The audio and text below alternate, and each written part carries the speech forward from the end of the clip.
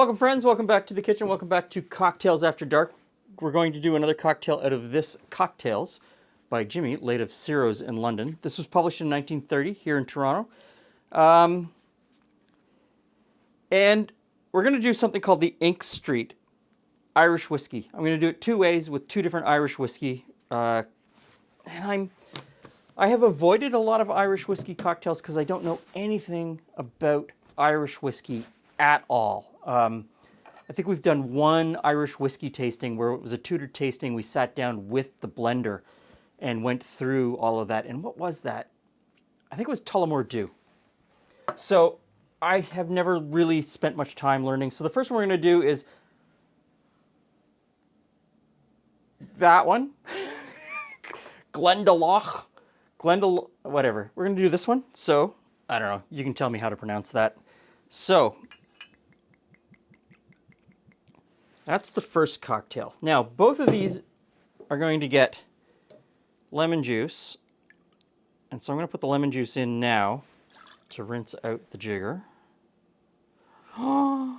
Just enough. And they also get the same amount of orange juice.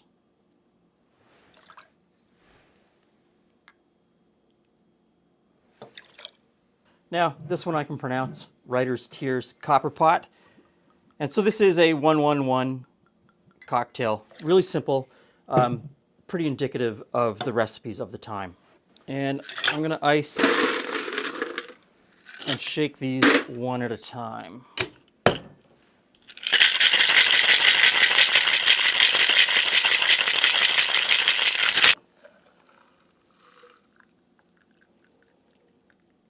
Hey, Glenn. Hey, friends. Hey, Jules. What have we got today? Today we've got the Ink Street. The Ink Street. Okay. I imagine. I would have thought it would be darker in color. Oh, yes.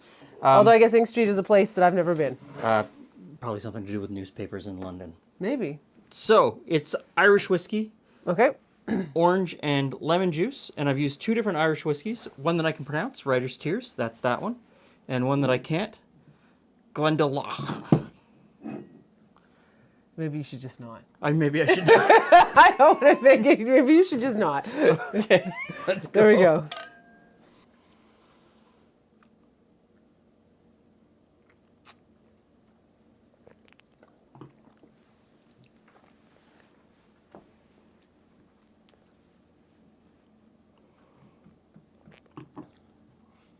Okay, I have a thought.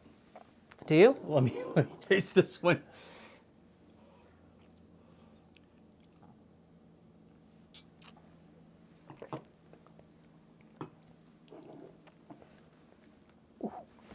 They're really tart.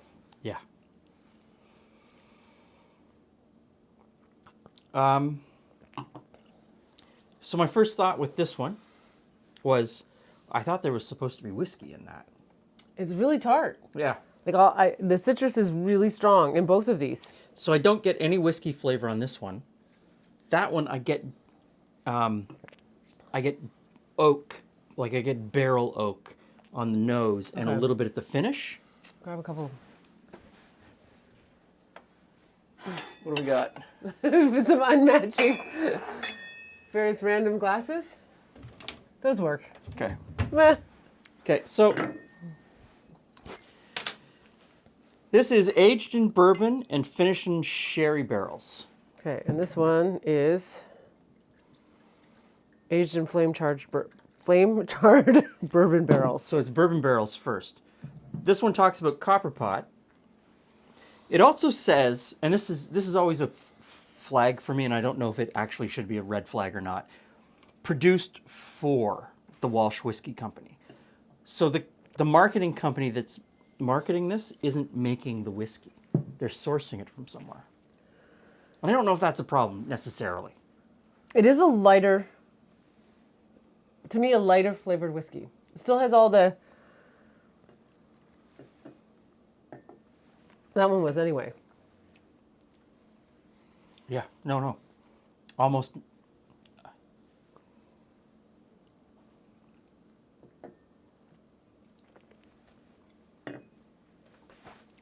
Barely there. That's a much lighter flavor. Yeah. Totally new to me. Yep. So, because yeah, I don't think we've really had a lot of Irish whiskey. So, No, we did a tasting with. and I can remember, right? Yeah, no, this. No, I don't. Not that I had too much. I just, life. So right? we did a tasting with. Oh, was it the master distiller or the blender? Anyway, for Tullamore Dew, and it was a blending exercise. So we had all of their. Okay, now I remember. Now, okay, I need a little more context. Yes, now I remember. We had like 20 different barrels of their whiskey, and we had to mix it together to come up with a blend that we liked. That was 5 years ago. They gave us this bottle, and I don't know. I've never.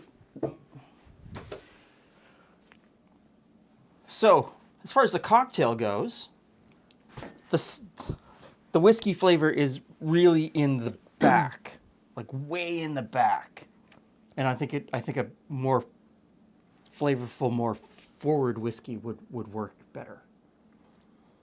Or dialing back the lemon juice. the lemon juice, Yeah, because that makes it super maybe dark. half the lemon juice, And maybe that's the problem. and make it a little bit more of a whiskey forward drink.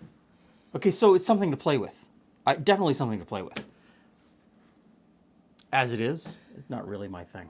No, it's just too Too tart. tart. Thanks for stopping by. See you again soon.